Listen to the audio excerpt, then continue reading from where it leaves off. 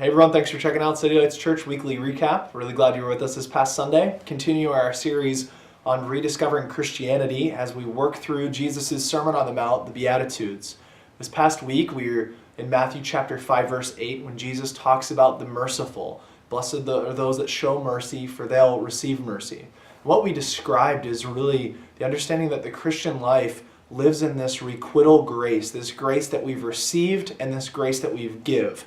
It's this mercy that's been given to us, and therefore it shapes us and how we live our lives. It's really the character of God and what we do after receiving His mercy. We spoke from John chapter 8 about the woman that was caught in the act of adultery. And as men began to lift up stones, about to stone this woman as the Old Testament law commanded, Jesus writes in the sand, although we don't know what it says. Something was so powerfully convicting and also so freeing that the men dropped their stones and walked away. The woman, it says, that found no accuser, and Jesus looked at her and said, "Well, neither do I condemn you. Go and sin no more."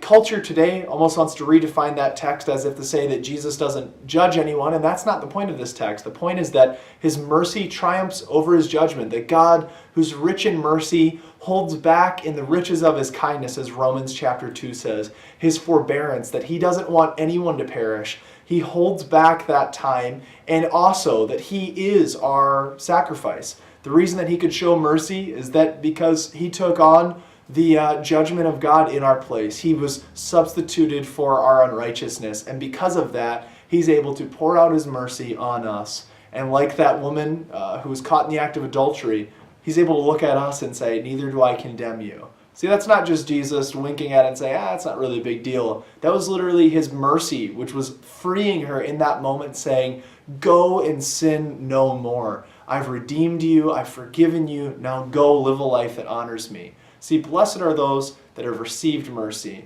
They're going to show mercy. Blessed are those that are merciful, for they'll receive mercy. It's this kind of this cycle of mercy, this cycle of grace. We've received it through Christ, and now we give it through our lives. Thank you so much for listening. Love to see you sometime here at City Lights in North Scranton. Come check out one of our services. Thanks so much.